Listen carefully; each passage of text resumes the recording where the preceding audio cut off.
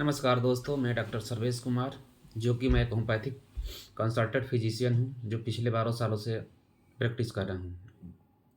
दोस्तों, आज हम चर्चा करने वाले हैं एक स्किन इन्फेक्शन के बारे में, जो बहुत ज़्यादा कॉमन देखने को मिलता है। वो फंगल इन्फेक्शन है, रिंगवर्म। तो सबसे पहले हम जानेंगे रिंगवर्म क्या है, इसके क्या-क्या सिम्पटम्स है और इसके क्या-क्या वजह हो सकते हैं और इसको कैसे होम्योपैथी के द्वारा हम क्यूर कर सकते हैं। तो दोस्तों, सबसे पहले रिंगवर्म क्या है? रिंगवर्म एक फंगल इन्फेक्शन है जो रेड पैच यू जो सर्कुलर गोल में होता है और इसमें इचिंग और बर्निंग या किसी किसी को दोनों हो सकता है। अकॉर्डिंग टू लोकेशन, यानी बॉडी पार्ट्स जहाँ जिस तरह होगा उसका नाम चेंज हो जाता है। अलग अलग एरिया में इसका नाम अलग अलग होता है।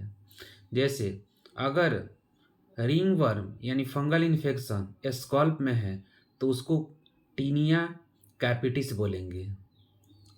अगर वो फंगल इन्फेक्शन दाढ़ी में हो गया तो उसको बोलेंगे टीनिया बारवेई। अगर वो फुट में हो गया यानी फिंगर के बीच में हो गया, गैप में हो गया है, उसको बोलेंगे एथलेटिक्स फुट। अगर वो इन्फेक्शन जो हमारा रिंगवर्म है अगर बॉडी में कहीं अदर जगह हो जा रहा है तो उसको बोलेंगे टीनिया कार्पोरिस। अगर स्किन इन्फेक्शन जो रिंगवर्म है अगर अंडरगारमेंट्स एरिया में हो रहा है, जहाँ हम अंडरवियर फंस से, तो उसको बोलेंगे टीनिया क्रूरिस। एक सबका सिम्टम्स अलग अलग हो जाता है, कुछ चेंजिंग हो जाता है और कॉम्प्लिकेशन भी अलग अलग हो जाता है। तो दोस्तों, अब हम जानेंगे इसका क्या क्या वजह हो सकता है। सबसे बड़ा जानना जरूरी है, ये कॉन्टेजियस डिजीज है जो डायरेक्ट कांटेक्ट से फैलता है। और अगर आप किसी का जिसको हुआ है टॉवेल, चाहे आपको हुआ है चाहे किसी को भी हुआ है, उसका टॉवेल या कोई कपड़ा शेयर करें। यहाँ तक कि एक साथ अगर कपड़ा धुला रहा है वॉशिंग मशीन में तो भी स्किन इन्फेक्शन उसका कपड़ा से आपके कपड़े में आ सकता है और अगर आप पहन रहे हैं तो आपको हो सकता है। अगर आप सॉप किसी का साबुन यूज कर रहे हैं तो भी हो सकता है।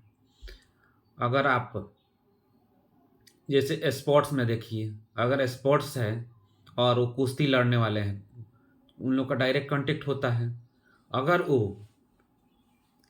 किसी कारणवश से अगर इन्फेक्शन है तो एक को अगर हुआ है तो दूसरे को भी हो सकता है। अगर स्कैल्प में हो गया तो वहाँ पे बहुत ज़्यादा इचिंग होगा, जिसको हम लोग डैंड्रफ बोलते हैं। बहुत ज़्यादा इचिंग होगा, पैची हेयर लॉस होने लगता है। माने ग्रुप में जो हेयर का लॉस होना चाहिए, पैची हेयर लॉस होने लगता है। अगर बॉडी में हो रहा है तो बहुत ज़्यादा इचिंग होगा, बर्निंग होगा, और किसी किसी के केवल इचिंग होता है और नहीं तो केवल बर्निंग होता है।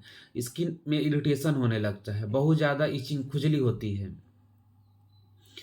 और वहाँ पे वहाँ पे ज़्यादा होता है जहाँ पे ह्यूमिडिटी है स्किन में। जैसे जैसे अंडर गारमेंट्स एरिया है, वहाँ पे ह्यूमिडिटी ज़्यादा रहता है, मॉइस्ट ज़्यादा रहता है, क्योंकि मॉइस्ट एरिया में फंगल इन्फेक्शन ज़्यादा पनपते हैं। तो वहाँ पे भी इचिंग हो सकता है, बहुत ज़्यादा इचिंग जनरली देखने को मिलता है और वहीं पे ज़्यादा होता है। एक जिला में हो सकता है, जैसे काँख हो गया, आपको बॉडी के नेल में हो सकता है।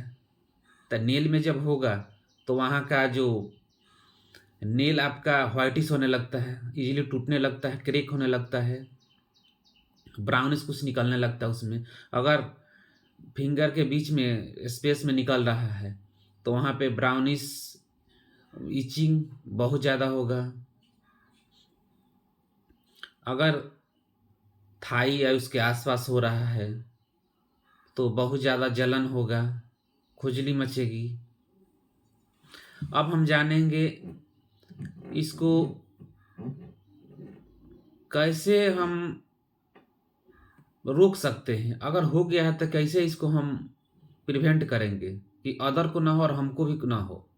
तो दोस्तों, सबसे पहले अगर आपको हो गया है तो जो भी कपड़ा है आप शेयर नहीं करना। टॉवेल्स हो गया, साबुन हो गया, सब कुछ आपको अपना सेपरेट रखना होगा। डेली नहाना होगा। नहाने के बाद से पूरे बॉडी को ड्राई करना होगा, क्योंकि अगर ड्राइनेस नहीं रहेगा तो फंगल इन्फेक्शन पनपने का चांस रहता है। खाने में आपको प्रॉपर डाइट लेना होगा, क्योंकि न्यूट्रिशन की कमी की वजह से भी अगर आपका इम्यूनिटी वीक हो जा रहा है उसके वजह से भी हो सकता है। अपना प्रॉपर केयर करना होगा। अगर आप धूप में ज़्यादा काम कर रहे हैं, पसीना आपको बहुत ज़्यादा हो रहा है, तो इसके वजह से तो बहुत ज़्यादा होगा ही। तो उसके लिए अगर आप आ रहे हैं कहीं से भी, तो सबसे पहले अपने बॉडी को वॉश कीजिए, प्रॉपर तरीके से उसको ड्राई कीजिए। उसके बाद से हल्का लूज कपड़ा पहनिए, कॉटन का कपड़ा पहनिए कि अंदर हवा जाते रहे। अब हम जानेंगे इसका होम्योपैथिक में क्या क्या ट्रीटमेंट है। दोस्तों, बार बार हम बोलते हैं कि कोई भी ट्रीटमेंट, जो भी ट्रीटमेंट आपको लेना है, आप अपने नियरेस्ट किसी अच्छे डॉक्टर से कंसल्ट करके लीजिए, क्योंकि हम जो भी मेडिसिन बताते हैं बस नॉलेज के लिए बताते हैं।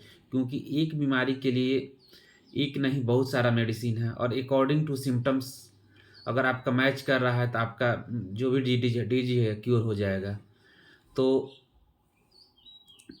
क्योंकि डॉक्टर आपके गाइडेंस में अगर डॉक्टर के गाइडेंस में आप रह रहे हैं तो वो आपसे डिटेल में बात करेंगे, उसके बारे में पूछेंगे। हो सकता है हम मेडिसिन जो बता रहे हैं, हो सकता है आपको सिम्टम्स मैच ना करे, लेकिन कुछ कॉमन, अगर इचिंग ये सब ज़्यादा हो रहा है तो कुछ कॉमन मेडिसिन हम बता दे रहे हैं जो काफ़ी हद तक अपने मतलब क्लिनिकल एक्सपीरियंस के आधार पर काफ़ी हद तक आप उसको रोक सकते हैं और क्यूर कर सकते हैं।